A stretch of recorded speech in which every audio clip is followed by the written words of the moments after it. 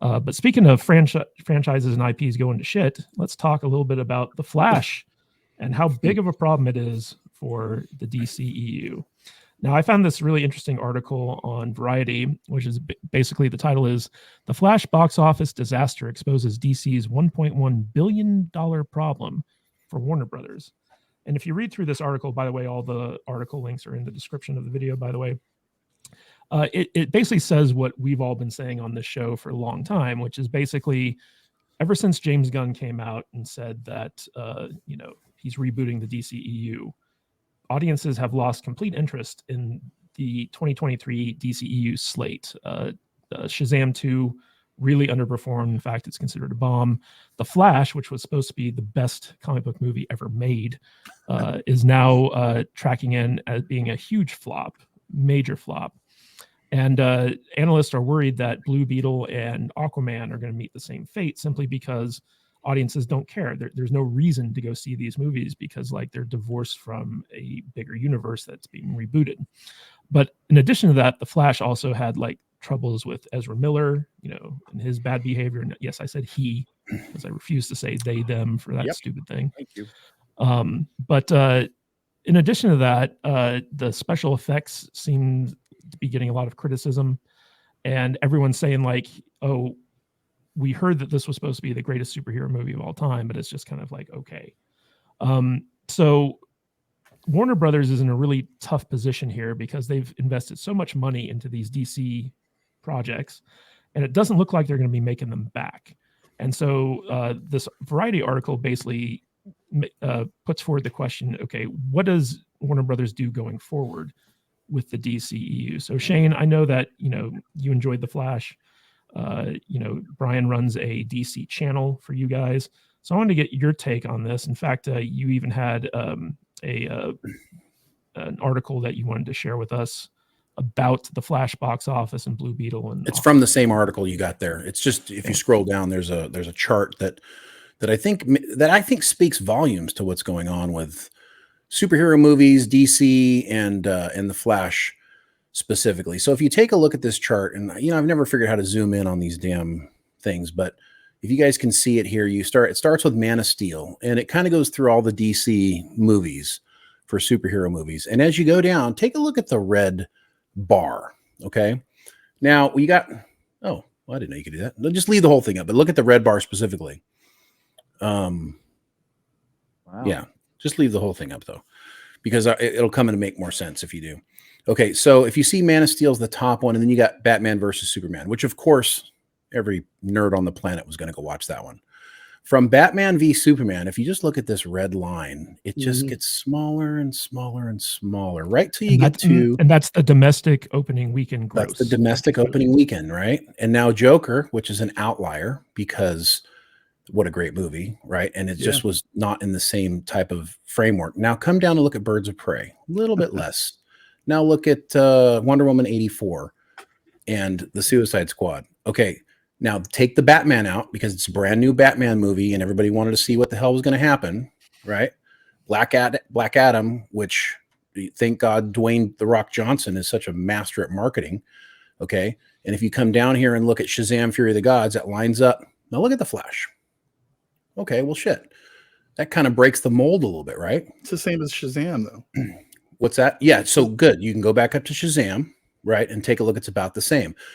I'm not saying The Flash is going to be a good movie or it's going to break any records, but it does break the interesting mold here. And I'll be interesting to see how far out this the yellow line goes and the blue line goes to see if it breaks this mold. Yeah, the orange line is domestic post-debut gross, so the entire domestic box office of its theatrical run, and then the blue is the international gross. And it's doing terrible right now. Like it's just being utterly destroyed at the box office. Part of that is a streaming problem. The fact that we can watch a movie 3 weeks, Fast X is on streaming. It's like, what the hell? Right. And it's unbelievable. So The Flash was, I had a fun time. I went and watched The Flash. I enjoyed it. I'm not a huge Flash fan. I never was with the comic books. He wasn't my favorite character. I'm kind of a Grant Gustin guy. I rather like him as the Flash. And Ezra Miller was arguably the worst part of Justice League for me. I really hate his annoying fucking character and the way he's just kind of, crying. And I don't like him really, but I got to tell you, he played two different people really well in this movie. Like the dichotomy between those two characters he did a good job, even though he's a raging piece of shit. And so, so you can go watch the movie, eat some popcorn, and it's just fine. But it's still overall just a bland superhero movie.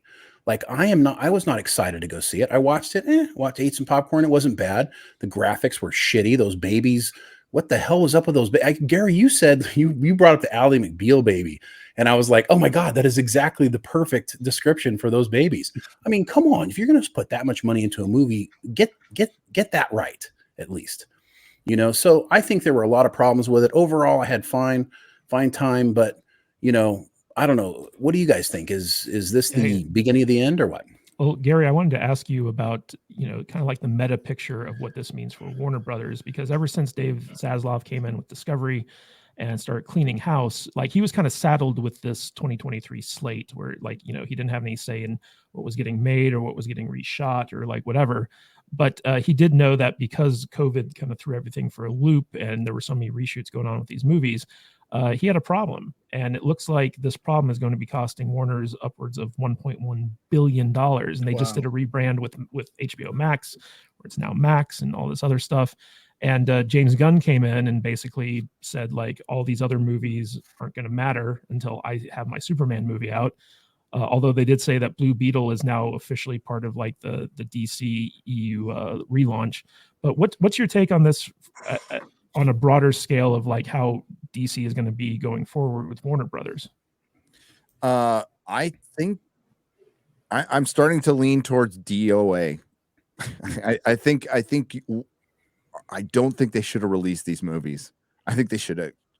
I mean, they're losing so much money anyway. Mm-hmm. They never would have done this. But if you ask me, you're asking me, I would have gone, if we're going to reboot this thing, I wouldn't put this out because it would, like, your brand is your brand. It stands there as this monolith and it gets chipped away every time you put out horrible content that goes against it. And we know the Snyder fans and all this and back and forth. But sorry to jump back on this, or you could have kept Henry Cavill and given the Snyderverse an end. Yes. Like a proper end, like make another movie, put it on Max or something like that, and that could come out in 2024.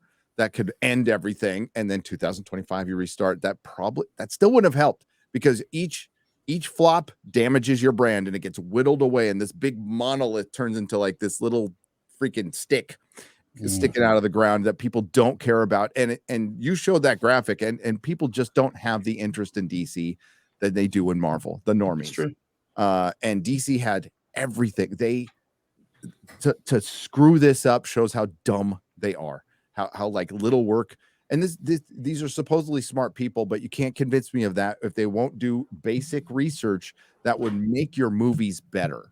And just getting another a Marvel guy, James Gunn, how did that work out with Joss Whedon when he came in and redid the Justice League? Different situation, but you're still getting an old Marvel guy. And James Gunn, even if he makes a good movie, I think it's going to kind of perform like the Batman. The Batman is a Batman movie, and it had a huge opening weekend. You saw that graph, and it had a bigger opening weekend than the Joker, and then just petered out because it was too long, bad third act, and it wasn't $1 billion movie. A Batman movie not being $1 billion movie is a failure.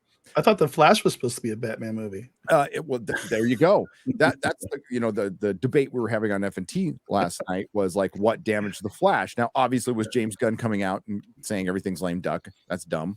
I do think a factor was two Ezra Millers because I think that counteracted what should have been a very good opening weekend because you brought Michael Keaton back.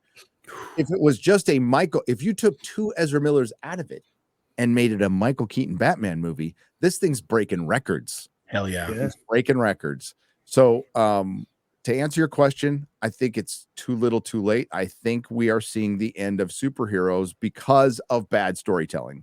And actually, Marvel has a lot to do. Like DC owns their success, but Marvel has poisoned the well too, and they're paying some of the price for that. Amen. Yeah, I actually think it would have been smarter for James Gunn have like a Wonder Woman, Batman, Superman movie lined up that was all Crisis on Infinite Earths, culminating in a Man of Steel 3, which was, which brings all of it together, and then reboot from there. Yeah. Like to me, that would have been the logical thing to do. So like, you give an end to the Snyderverse, you give Henry Cavill his send off as Superman, and then like you reboot it. But for some reason, he decided to basically shit on everyone's expectations because people were so excited that Henry Cavill was coming back. And I think we're seeing some backlashes with it, especially considering the fact that Aquaman was supposed to come out before the Flash. There's a lot of setup there. The Flash was supposed to reboot the universe or what have you with Flashpoint, and everything's just thrown for a loop. And it seems like no one really has like a good way to get out of that. So they're just saying like, fuck it, we're just going to start over. Matt Vader 74, you refused to go see The Flash. In fact, I invited you yet again to watch it with me today, and you were like, "No, fuck off." So, what's your take on this? Do you think I'd rather Warner go Brothers, to work. Rather go to work. Do you think Warner Brothers deserves to lose $1 billion over this? When it comes to DC, I almost consider myself just a normie. I've never been into DC movies outside, just going to eating some popcorn and going and having a fun time. I feel like superhero fatigue is kind of real. It's kind of real, and I kind of feel it's like taking a break from it. Especially with these DC movies, they don't mean anything, and these are characters that I don't care about. The Flash, he's not Superman, Batman, or Wonder Woman, right? It's no different than if they had made a Cyborg movie. I wouldn't have any interest in going and seeing that either. Aquaman with Jason Momoa, we already know he's going to be playing somebody else, so that's done. Don't care. And who the hell gives a shit about the Blue Beetle? Nobody's half the nerds out there have never even heard of the Blue Beetle. That movie's it's done before it's even been released. Well, you saw the future of Aquaman, right, Vader? I don't care. Well, it's in the close. You need to go see The Flash so you can see the future of Aquaman because it's in the ending credit scene. Yeah, that's the future of Aquaman. I'll watch it. Worst end credit scene of all time. Yeah, on my TV when it comes out on whatever streaming service it's going to come out on, and that's how I'm going to watch all these DC movies. They're not worth taking half my evening and going and spending $50 at the theater to go watch these movies, and that's just how I feel about it. So. Well, Hollywood has taken like uber fans, been fans forever. Mm-hmm. I didn't miss a superhero movie. Anything that was slightly superhero, I went to. Yeah. No matter what. Yeah. And now I'm like, I'll skip a Marvel series. Right. But I'll skip a DC movie. I'm not going to see them all. Life's too short. Even for the channel, life's too short. Like Aquaman's going to be a tough one to convince me to go see. Like that, I do not care. I would rather watch season 2 of the John Cena one. What's his Peacemaker? Yeah, I'd rather watch a season 2 of a Peacemaker than any of these blockbuster movies. Oh, we know James Gunn's girlfriend or wife. She's got job security. So good for her. So she's got job security indeed. Nerdrotic and James Gunn's wife both have job security. That's right. Well, I wanted to just put this out there because I feel like superhero fatigue. It's not that people are fatigued with superhero movies. It's that they're fatigued with bad writing. Yeah. Bad storytelling. Like if these movies were good, there wouldn't be such thing as superhero fatigue. Same thing with Star Wars. So, right. Like timeless movies like The Crow, Superman. Yeah. You drop Star Wars, Superman today, it's a hit. It's still a hit. Raiders of the Lost Ark, still a hit. Yep. So it's bad storytelling. It's Hollywood fatigue. I'll retract my superhero fatigue statement and say yes. Well, if it makes you guys feel bad writing fatigue for sure. If it makes you guys feel any better, James Gunn did just come out on the Michael Rosenbaum show, and he spent 2 hours opening up his heart, and he basically said the exact same thing. There's not superhero fatigue, it's bad writing. Yeah. So, I mean, he's a guy who's made a lot of successful superhero stuff and a lot of a good, so there's a chance when Superman comes back around that maybe it's reinvigorated, and if he's able to create something awesome, then maybe there's a chance, but it's definitely the writing's on the wall. Let's throw out the what if, because it's possible. Yeah. That he makes a good Superman movie and it doesn't do well, but it's good. Like we come back from it going, that was good, I liked it, and it just totally underperforms. Like Hollywood's going to pull the plug on it. Well, I think the second thing that we need to consider is the fact that the window between theatrical release and streaming release has been so shortened. Absolutely. That most people are like, I'm not going to see it in the theater. I'll wait for it to come on streaming, because it's literally like 2 weeks later.